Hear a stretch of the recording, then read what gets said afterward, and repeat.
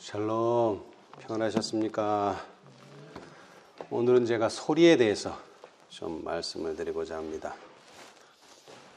자, 우리 마가복음을 먼저 보겠습니다. 마가복음 1장 15절입니다. 마가복음 1장 15절 누가 한번 찾아서 읽어주시겠습니까?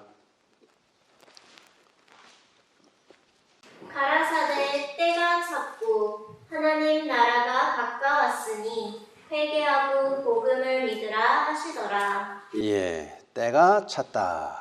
그리고 하나님 나라가 가까웠다. 그러기 때문에 회개하고 복음을 믿으라.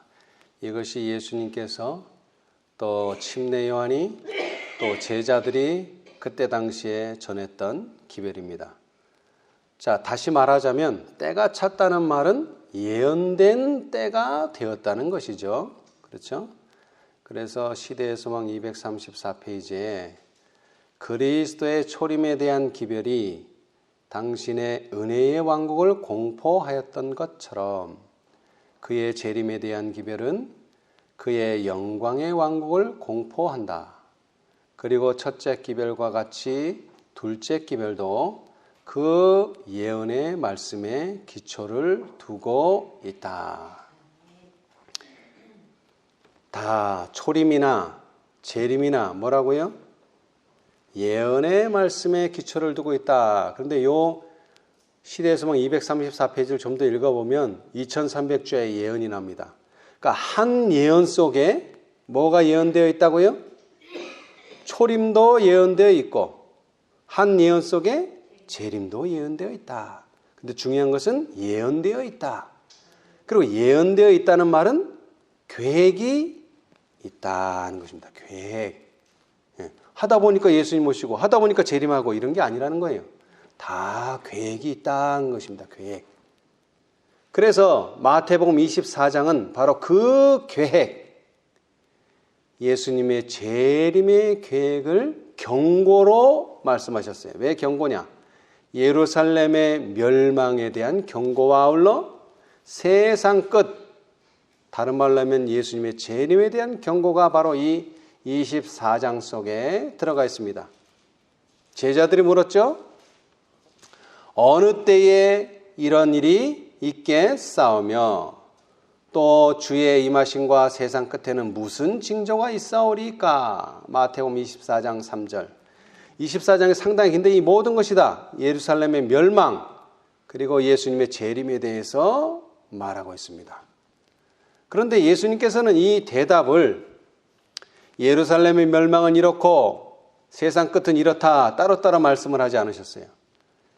시대의 소망 628페이지에 예수께서는 예루살렘의 멸망과 당신의 재림의 큰 날을 따로 분리하여 제자들에게 대답하지 않으셨다. 그분은 이 두 사건을 섞어서 말씀하셨다. 그들에게 자비를 베풀어 그분은 두 큰 위기를 섞어서 설명하시고 제자들이 스스로 그 뜻을 연구하도록 하셨다. 제자들이 뭐 하도록 하셨다고요? 스스로 연구하도록 하셨다. 그래서 그 다음 장이 몇 장입니까? 24장이니까 25장이죠. 그래서 예수님께서는 25장을 통해서 예수 그리스도의 재림을 어떻게 준비해야 되는지 연구할 수 있도록 25장을 쫙 준비해 놓으셨어요. 근데 이 25장은 아주 간단합니다. 비유로만 구성되어 있고 거기에는 정확히 세 가지의 비유가 나옵니다. 첫 번째 비유가 뭡니까? 열 처녀의 비유. 그 비유를 통해서 뭐를 준비하라? 등에 기름을 준비하라. 그게 메시지예요. 그 다음에 두 번째 비유는요. 달란트의 비유. 여러분 5달란트, 2달란트, 1달란트를 주셨는데 1달란트부터 주셨어요? 5달란트부터 주셨어요? 불분명하죠? 예, 5달란트부터 주셨어요. 제가 이 세 천사의 기별을 연구해 보니까 저는 셋째 천사가 아주 중요한 줄 알았어요. 그런데 그렇지 않아요. 첫째 천사가 중요해요. 거긴 5개의 기별이 들어있어요. 5개. 5달란트가 그 안에 들어있어요. 둘째는 2달란트. 셋째는 겨우 1달란트밖에 들지 않았어요. 그건 나중에 한번 보기로 하고요. 그 다음에 마지막 3번째 비유가 뭡니까? 양과 염소의 비유를 말씀하시면서 염소가 되지 말고 뭐가 되라? 양이 되라. 그런 메시지가 거기 들어있죠. 예. 자, 그런데 우리가 잘 아는 것처럼 이 열처녀의 비유는 뭐를 강조하고 있느냐? 기름을 강조합니다. 기름. 자, 기름은 성령을 예표하죠. 자, 실물교훈.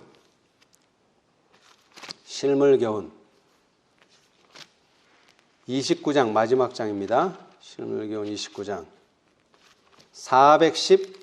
411페이지. 이제 이거 끝나면 예수님 재림이니까 마지막 장이에요. 자, 411.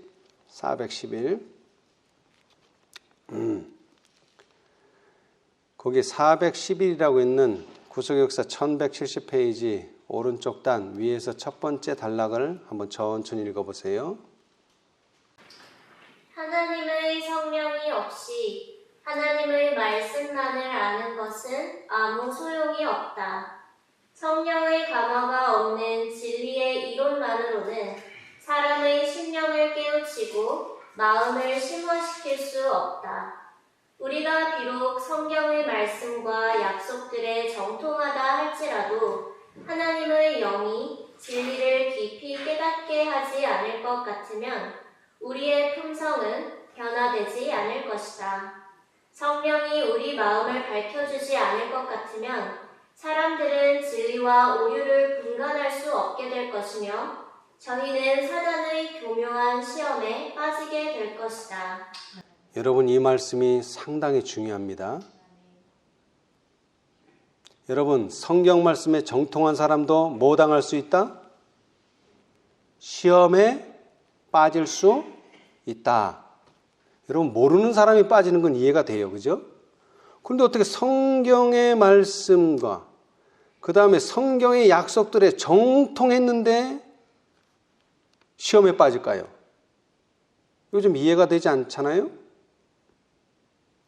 분별력이 없어진다는 겁니다. 분별력이. 뭐가 없으면? 성령이 없으면. 근데 정확하게는 성령의 감화예요. 여러분, 우리가 인치는 사업 하지만 결국 인이라는 건 다른 게 아니라 품성이 변화된다는 뜻입니다. 품성이 변화되지 않으면 성경 말씀에 정통하고 성경 약속에 정통해도 시험에 빠집니다. 그러나 품성이 변화된 사람들은 절대로 시험에 빠지지 않습니다. 그래서 성령이 중요하다는 거예요. 그런데 그것을 이 열처녀에 비해서는 기름으로 이렇게 대표했습니다. 기름. 다들 뭐는 가지고 있는데 미련한 처녀도 등 가지고 있고 슬기로운 처녀도 등 가지고 있는데 뭐가 지금 달라요? 기름이 있느냐. 그리고 지금 현재는 또 기름이 있어요.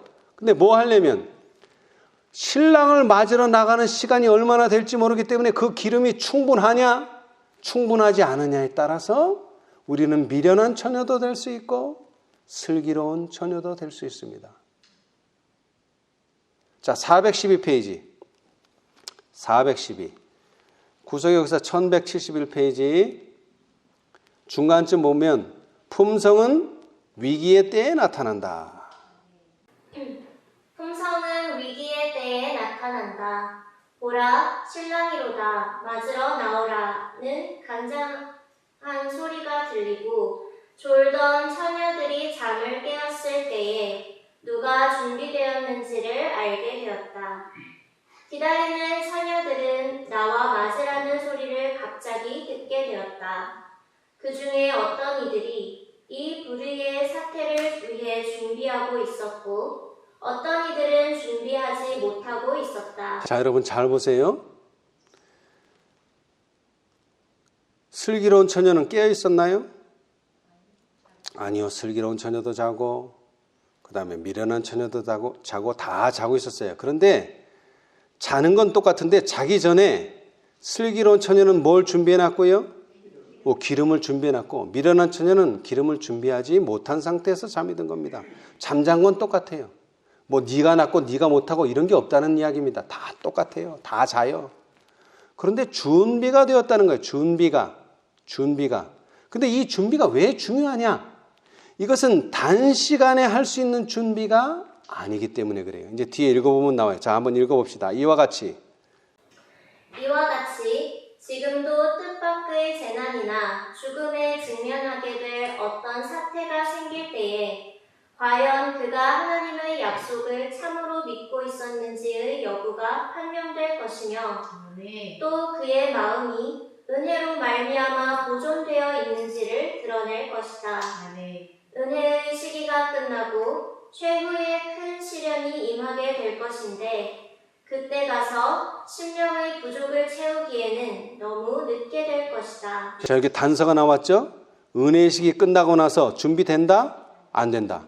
최후의 큰 시련이 임할 때 준비된다? 안 된다. 이 전에 돼 있어야 된다면 이 전에. 잠자기 전에. 그래서 이 밤중 소리가 중요한 거예요. 이 소리를 듣고는 그때는 준비하는 때가 아니라 그때는 맞으러 나가는 때예요. 그때는.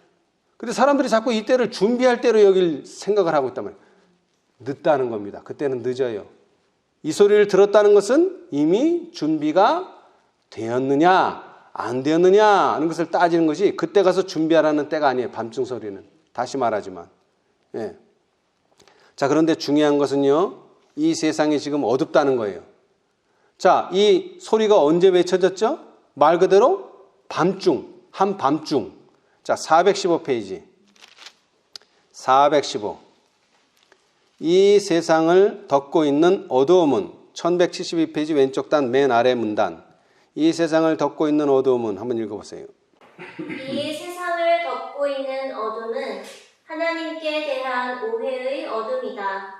사람들은 하나님의 품성에 대한 지식을 잃어버리고 있다. 하나님의 품성은 잘못 이해되고 그릇 해석되고 있다. 이러한 때에 하나님께서 주신 기별이 전해져야 한다. 이 기별은 광범위한 감화력과 구원의 능력을 가지고 있다. 하나님의 품성이 널리 알려지게 해야 한다. 이 어두운 세상에 하나님의 영광의 빛, 곧 그분의 인자와 긍휼과 진리의 빛을 비춰주어야 한다. 예. 이 세상을 덮고 있는 어두움은 어떤 어두움이라고요? 예. 하나님께 대한 오해의 어둠. 뭐에 대한 오해? 품성에 대한 오해 또는 품성에 대한 지식을 뭐 했다? 잃어버리고 있다. 하나님의 백성들에게 하는 말씀이에요.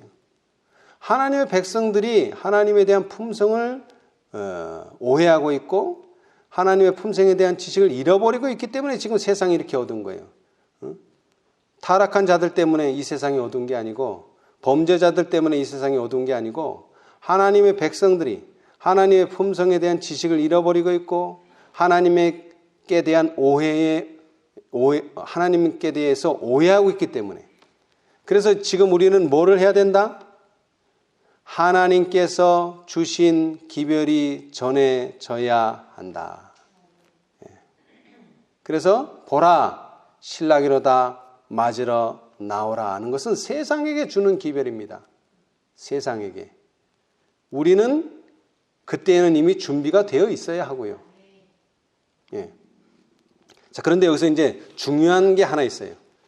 자, 419페이지. 여기서 중요한 게 하나 있어요. 419, 420페이지인데요. 420페이지가 맞겠네요. 420페이지. 그리스도교는 죄를 사하는 이상의 의미가 있다. 그리스도교는 죄를 사하는 이상의 의미가 있다. 우리의 죄를 제거한 다음에 그 빈자리를 성령의 은혜로 채운다는 의미이다. 그것은 또 신령한 빛으로 마음을 밝히고 하나님 안에서 즐거워하는 것을 의미한다. 그것은 빈 마음에 그리스도께서 임재하심으로 축복을 누리게 되는 것을 의미한다. 그리스도께서 우리의 심령을 다스릴 때에 그것은 순결하게 되고 죄에서 해방된다. 그리하여 복음의 계획의 영광과 충만함과 완전함이 우리의 생활 속에서 완성된다. 아멘. 사람이 구주를 받아들이게 될 때 완전한 평화와 완전한 사랑과 완전한 확신의 빛을 반영하게 된다. 아멘. 우리의 생활 속에 나타나는 그리스도의 품성의 아름다움과 향기로 하나님께서 진실로 당신의 아들을 이 세상에 구주로서 보내셨다는 것을 증거하게 된다. 아멘. 여러분, 오순절 때에 제자들이 한 일이 바로 이 증거입니다.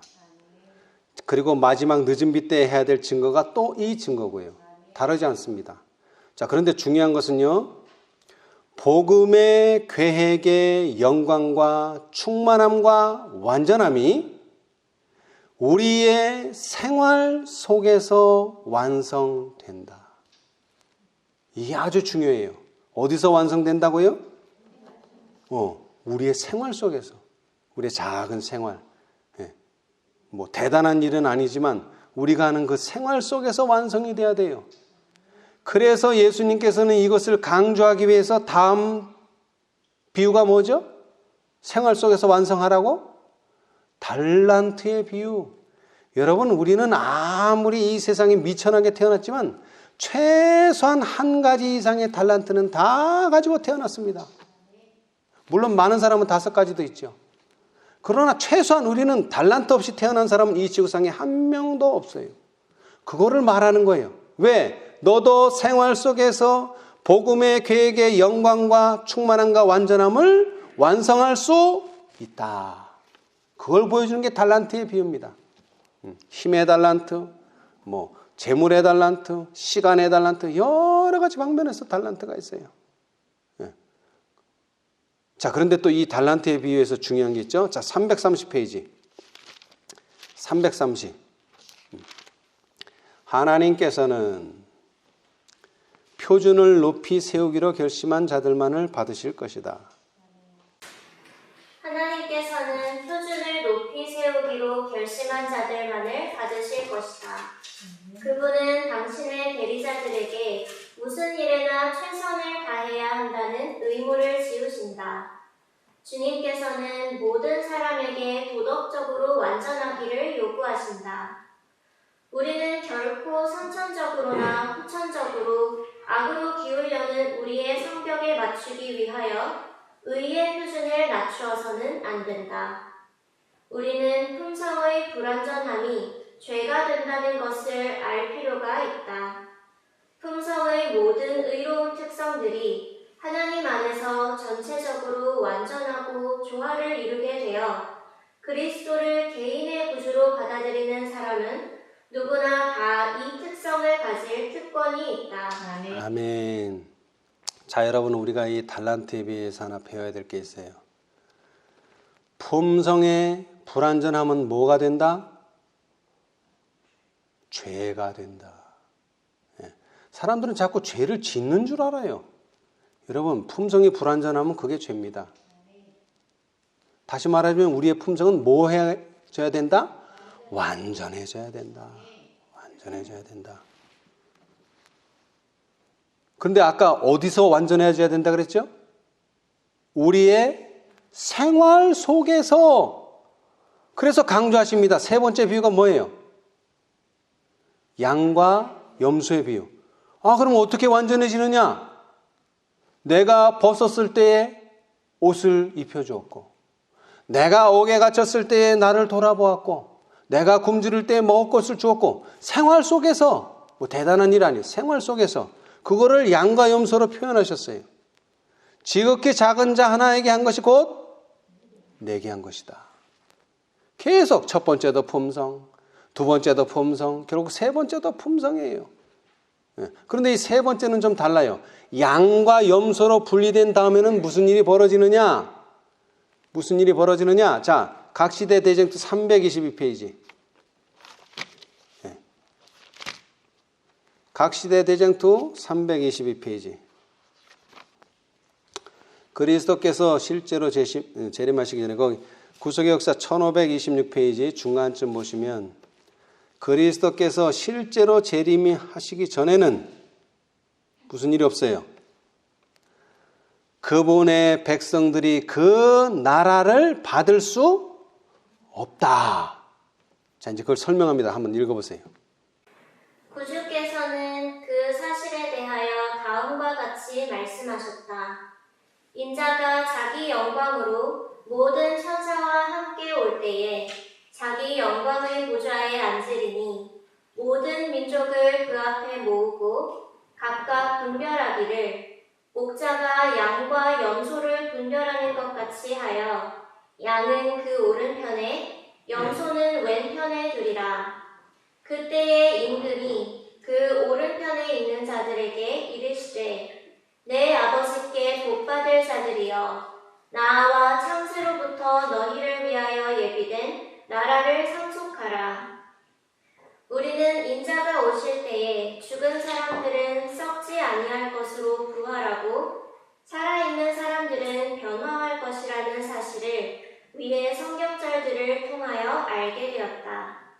그 큰 변화에 의하여 그들은 그 나라를 받을 준비가 이루어진다. 아멘. 바울은 혈과 육은 하나님 나라를 유업으로 받을 수 없고 또한 썩은 것은 썩지 아니한 것을 유업으로 받지 못하느니라고 말한다. 현 상태의 인류는 죽을 수밖에 없고 썩을 수밖에 없다. 하나님의 나라는 썩지 아니하고 영원히 계속될 것이다. 아멘. 그러므로 사람이 현재의 상태로는 하나님 나라에 들어갈 수 없다. 그러나 예수님께서 오실 때 그분께서는 당신의 백성들에게 불멸을 주신다. 그리하여 그분께서는 오직 그들만이 상속자들이 될 수 있는 그 나라를 유업으로 받도록 그들을 부르신다. 아멘.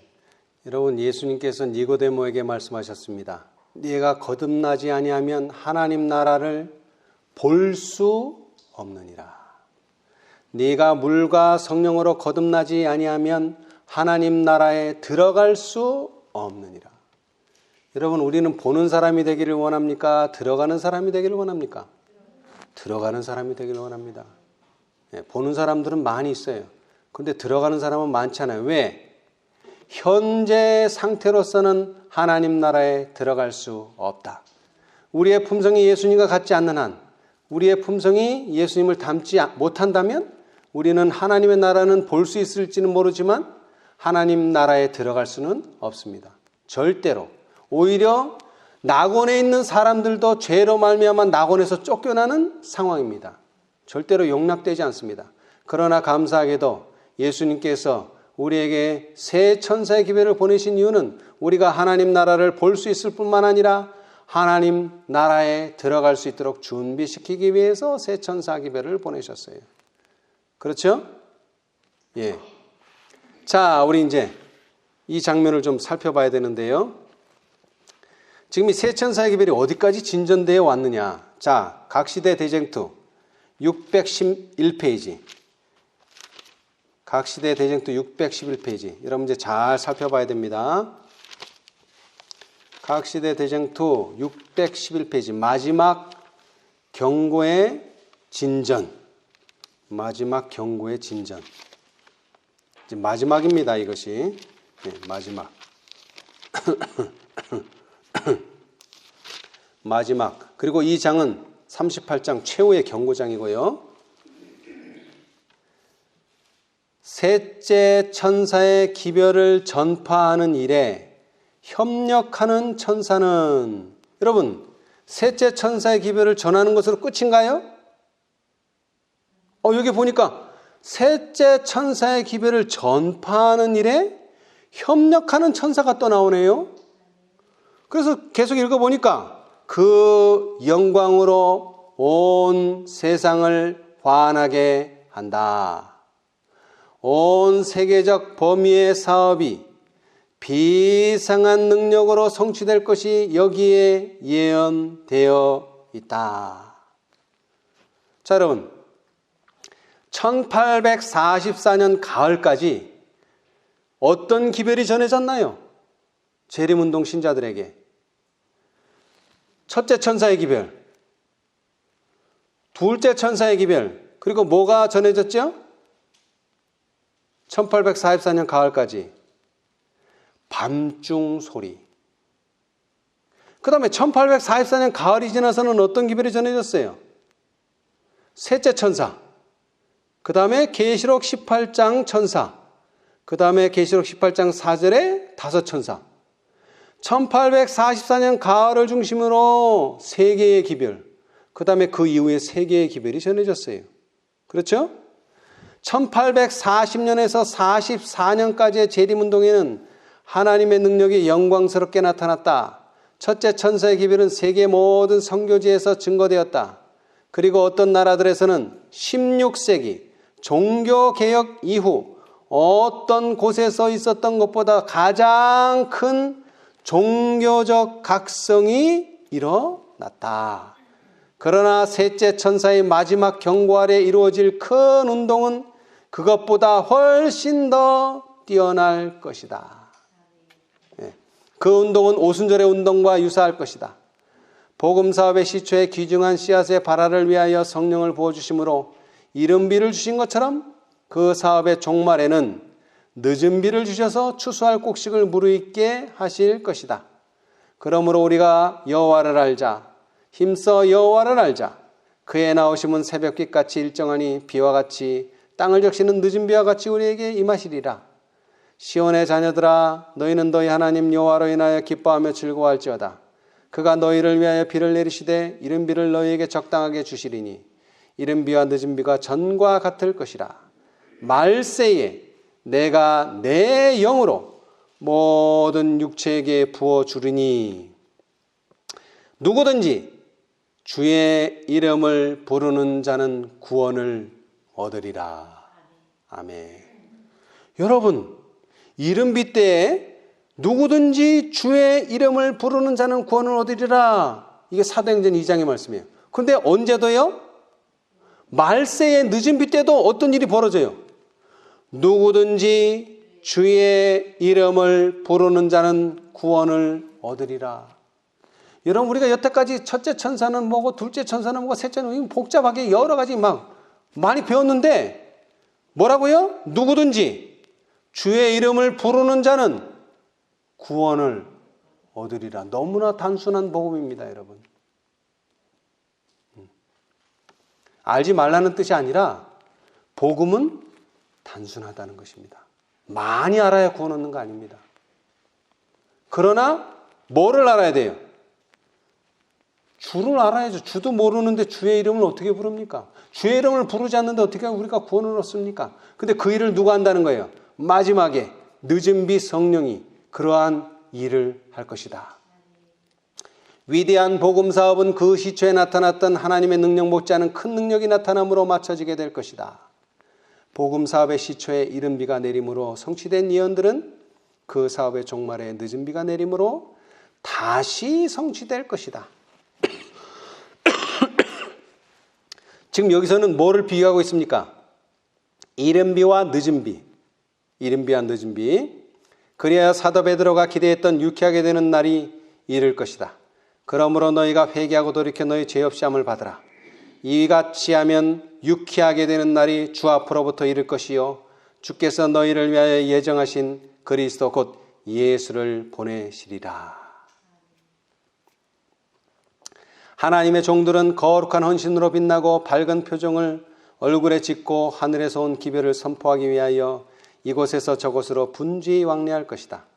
온 세상은 무수한 음성으로 경고를 받을 것이다. 이 음성이 뭡니까 결국? 첫째 천사의 음성, 둘째 천사의 음성, 셋째 천사의 음성, 넷째 천사의 음성, 마지막으로 다섯째 천사의 음성으로 경고를 받을 것이다. 이적들이 일어나고 병자들의 고침을 받게 될 것이며 표적과 기사들이 믿는 사람들에게 따를 것이다. 사단도 또한 거짓 기사들을 행하되 심지어 사람들의 눈앞에서 불이 하늘로부터 내려오게까지 할 것이다. 이리하여 세상의 거민들은 그들의 입장을 분명히 취하게 될 것이다. 자, 주목해 봐야 될 내용은 이제 여기서부터입니다. 기별은 변론으로 전해지기보다 하나님의 영의 깊은 감동으로 전해질 것이다. 변론으로는 벌써 제시되었다. 씨앗은 이미 뿌려졌으므로 이제는 그것이 자라나서 열매를 맺을 것이다. 선교인들에 의하여 전달된 인쇄물들은 가마력을 발휘해왔다. 그러나 감동을 받은 많은 사람들은 진리를 충분히 이해하거나 순종하는 일에 장애를 받아왔다. 이제는 밝은 광선이 각 곳으로 뚫고 들어가서 진리가 분명하게 드러나게 된다. 그래야 하나님의 정직한 자녀들은 그들을 결박하고 있던 줄을 끊어버리게 된다. 이제는 혈연관계, 교회관계가 그들을 붙들어둘 수 없을 정도로 무력해진다. 진리는 다른 어떤 것보다 더욱 귀중하다. 여러 기관들이 진리를 대적하기 위하여 결속하였을지라도 많은 사람들이 주님 편에 서게 된다. 이러면 뭐가 끝나는 겁니까? 이제 은혜의 시기가 끝나는 거예요. 그래서 다음 장 제39장은 환난의 때, 은혜의 시기가 지나가고 환난의 때가 옴. 자, 그런데 중요한 것은 이 환난의 때, 은혜의 시기가 끝나기 전에 있어야 될 일은 기별은 변론으로 전해지기보다는 뭐래요? 하나님의 영의 깊은 감동으로 전해질 것이다. 이게 무슨 뜻입니까?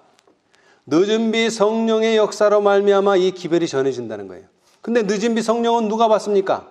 품성에 하나의 티나 점이나 주름 잡힌 것이 전혀 없는 완전한 품성을 가진 자들이 받게 될 성령이 늦은 비 성령입니다.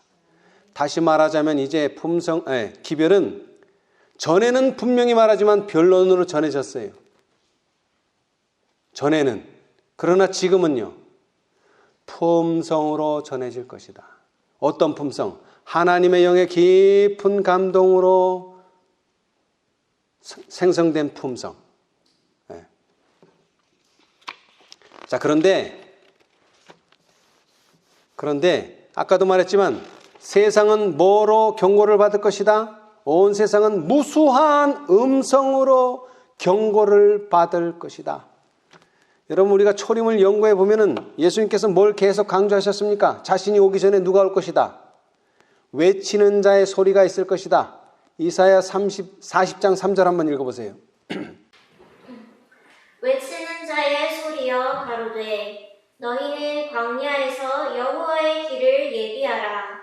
사막에서 우리 하나님의 대로를 평탄케 하라. 예, 여기 분명히 나오죠. 외치는 자의 소리. 그래서 우리는 광야에 외치는 자의 소리라. 그래서 이것은 침례 요한을 상징합니다.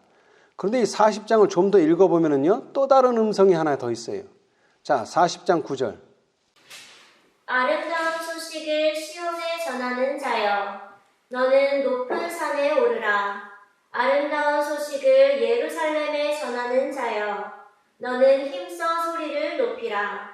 두려워 말고 소리를 높여 유다의 성읍들에 이르기를 너희 하나님을 보라 하라. 예, 여기는 외치는 자의 소리가 아니고요, 아름다운 소식을 시온에 전하는 자의 소리가 나옵니다. 뭐라고 말해요? 너는 힘써 소리를 뭐하라? 높이라. 높이라. 자, 다시 말하면 40장에 두 목소리가 나와요. 외치는 자의 소리가 처음으로 나오고요, 시간이 지나면요, 아름다운 소식을 시온산에 전하는 자의 소리를 높이라는 음성이 들립니다. 소리를 높이라. 그런데 제가 지난 시간에 말씀드렸다시피 밤중 소리, 보라 신랑이로다 맞으러 나오라, 누가 외쳤어요? 초기문집 238페이지. 둘째 천사의 기별이 거의 끝나갈 무렵 나는 하늘에서 하나님의 백성들에게 비치는 한 큰 빛을 보았다. 이 빛의 광채는 태양처럼 밝은 것 같았다. 곧 이어서 나는 천사들이 외치는 소리를 들었다. 보라 신랑이로다 맞으러 나오라. 누가 외쳤다고요? 천사들이. 언제? 둘째 천사의 기별이 거의 끝나갈 무렵. 이것은 둘째 천사의 기별에 능력을 더해줄 밤중 소리였다. 실망한 성도들을 각성시켜 그들 앞에 놓여진 위대한 사업을 수행하도록 하기 위하여 하늘에서 천사들이 보내어졌다. 여러분, 밤중 소리도 이거 하기 위해서 천사들이 보내졌어요. 세 천사와 계시록 18장 천사만 천사 보낸 거 아니고, 이 기별을 가장 먼저 받아들인 자는 재능이 탁월한 사람들이 아니었다. 천사들은 겸비하고 헌신한 자들에게 보냄을 받았으며 그들은 강관함을 받아 보라 신랑이로다 맞으러 나오라 하고 소리 높여 외쳤다. 그 외침을 받아들인 자들은 서둘러 성령의 능력으로 그 기별을 선포하며 그들의 실망한 형제들을 일깨웠다. 이 일은 사람의 지혜와 학식으로 된 것이 아니고 하나님의 능력으로 되었으며 그 외침을 들은 그의 성도들은 그것을 거역할 수가 없었다. 자, 이게 소리라고 했지만 사실은 뭐라 그랬다고요? 외침이다 그랬어요. 외침. 가장 영적인 사람들이 이 기별을 제일 먼저 받아들였으며 이전에 이 일에 가담하여 일하고 있던 자들도 제일 늦게 받아들여 그 외침에 합세하였다. 보라 신랑이로다 맞으러 나오라. 자, 그런데 우리가 좀 더 이 초기 문집을 읽어보면요, 277페이지 천사들이 그 힘센 천사를 돕기 위하여 하늘에서 날아왔으며 나는 사방에서 들려오는 소리를 들었다. 내 백성아 거기서 나와 그의 죄에 참여하지 말고 그의 받을 재앙들을 받지 말라. 그 죄는 하늘에 사무쳤으며 하나님은 그의 불의한 일을 기억하신지라. 이 기별은 밤중 소리가 1844년에 있었던 둘째 천사의 기별에 포함되었던 것처럼 셋째 천사의 기별에 추가되는 것 같았다. 이 말이 무슨 뜻이냐면은 둘째 기별에 뭐가 추가되고요? 밤중 소리가. 그 다음에 넷째 기별에는요, 다섯째 천사가 추가됐다는 뜻이에요. 이 말의 뜻은. 뭐를 위해서? 예수님의 재림을 준비하도록 하기 위해서, 다른 이유가 아니라 하나님의 영광이 오래 참고 기다리던 성도들 위해 임하였으며 그들은 바벨론의 멸망을 선포하고 하나님의 백성들에게 그 가운데에서 나와 그의 받을 재앙들을 피하도록 초청하는 마지막 엄숙한 경고를 담대하게 외쳤다. 이게 밤중 소리가요, 외침이라고 여기 선지자께서 말씀하셨잖아요. 그런데 이 지금 넷째 천사부터 다섯째 천사까지가 뭐라고 제목이 붙어 있냐면 큰 외침이에요. 큰 외침. 크게 외치라는 거예요. 뭐를 다시? 밤중 소리를 다시 크게 외치라는 거예요. 보라 신랑이로다 맞으러 나오라. 제가 말씀드렸잖아요. 처음에 우리가 이 대단한 진리를 발견한 게 아니에요. 다섯째 천사를 발견한 게 아니에요. 처음에는 이혼 제어 문제로부터 시작해서 그 다음에 다섯째 천사를 발견하고 그 다음에는요, 예수님께서 곧 오신다는 진리를 발견해요. 이 순서가 너무나 정확한 하나님의 섭리예요, 이게. 그래서 1844년 가을 대실망이 있기 전에 밤중 소리가 그들을 일깨웠던 것처럼 이제 대실망 이후에 새 천사의 기별이 어떻게 부응하게 되느냐? 큰 외침으로 말미암아 부응하게 되는 거예요. 기다리고 있던 자들 위에 비치고 있던 빛은 세상 곳곳을 샅샅이 비췄으며 어느 정도의 빛을 받았지만 새 천사의 기별을 듣지도 거절하지도 않았던 자들이 이 초청에 응하여 타락한 교회들을 떠났다. 이 기별이 주어진 일에 많은 사람들은 선택에 대한 책임을 질 단계에 이르렀고 빛이 그들에게 이르자 그들은 생사에 대한 선택을 해야 했다. 어떤 이들은 생명을 택하여 하나님을 기다리며 그의 모든 계명들을 지키는 자들과 연합하였다. 셋째 천사의 기별은 그의 일을 완수해야 한다. 모든 사람들이 그것으로 시험을 받아야 하며 고귀한 자들이 종교단체에서 나오도록 초청을 받아야 한다. 신실한 자들에게 강권하는 능력이 역사했다. 하나님의 능력이 나타남으로 인하여 그들의 믿지 않는 친척들이나 친구들에게 두려움이 임하여 그들이 감히 하나님의 성령의 역사를 느끼는 자들을 건드리지 못했다. 이 마지막 초청은 비천한 노예들에게도 주어졌는데 그들 중 신실한 자들이 자기들의 받을 반가운 구원을 바라보며 열광적으로 기쁨의 노래를 불렀다. 그들의 주인이 저들을 제재할 수 없었는데 이는 두려움과 놀라움이 그들의 주인들을 저지했기 때문이다. 놀라운 이적들이 행해졌으며 병든 자들이 고침을 받고 표적과 기사가 믿는 자들을 따랐다. 하나님께서 그 일에 함께 하셨으며 모든 성도들이 두려움 없이 양심의 확신을 따라 행하였으며 하나님의 모든 계명을 지키는 자들과 연합하였다. 그리하여 그들은 능력 있게 셋째 천사의 기별을 널리 선포하였다. 자, 그 다음 문장이 중요합니다. 여러분 초기 문집이 있으시면 줄 쳐놓으세요. 나는 이 기별이 어떤 기별이죠? 내 백성아 거기서 나와 그의 죄에 참여하지 말고 그의 받을 재앙들을 받지 말라. 그 죄는 하늘에 사무쳤으며 하나님은 그의 불의한 일을 기억하신지라. 나는 이 기별이 뭐보다도 밤중 소리보다도 훨씬 더 힘있고 능력있게 맞춰질 것을 보았다. 여러분 이것이 왜 이 밤중 소리가 큰 해친과 왜 비교가 돼야 되느냐 이것을 이해해야 된다는 말씀입니다. 여러분 예수님께서 재림을 준비하는 이유는 단 하나입니다. 영혼을 정결케 하는 일. 영혼이 정결해져야지 뭐가 정결해지죠? 성소가 정결해져요. 영혼이 정결해지지 않는 이상 죄는 계속 성소로 올라갑니다. 성소가 절대로 정결해질 수가 없어요. 그런데 다니엘 8장 14절은 뭐 하라는 거예요? 성소를 정결케 하라는 거예요. 그럼 성소를 정결케 하려면 그 성소로 올려지는 죄가 없어져야 되고 그것이 없어지려면 그 영혼들이 다 정결케 돼야 된다는 거예요. 그것을 가르쳐주는 것이 바로 세 천사의 기별이에요. 그 핵심이 밤중 소리고요. 그 핵심이 큰 해침이고요. 그래서 나는 이 기별이 밤중 소리보다 훨씬 더 힘있게 능력있게 맞춰질 것을 보았다. 왜? 이 재림 기별은 전 세계적인 기별인데 북미에서만 이 밤중 소리로 말미암아 둘째 천사에 더해진 이 밤중 소리로 말미암아 5만 명이 교회를 떠났어요. 근데 우리가 채울 숫자는 몇 명이죠?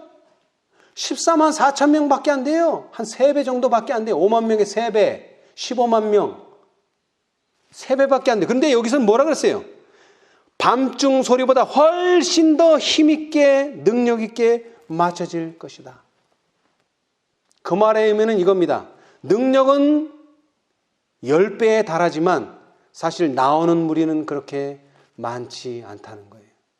나오는 무리는. 능력이 모자라서가 아니라 사람들의 마음이 너무나 완악해져 있다는 것입니다. 그런데 중요한 것은 이거예요. 이 마지막 큰 외침은 밤중 소리보다도 훨씬 더 힘있고 능력있게 맞춰지는데 그 이유가 뭡니까? 이 밤중 소리는 이론이에요. 논리예요. 논리. 그때 품성이 준비되지도 않았어요. 이 적은 무리에게. 그런데 이것이 시간이 지나면서요.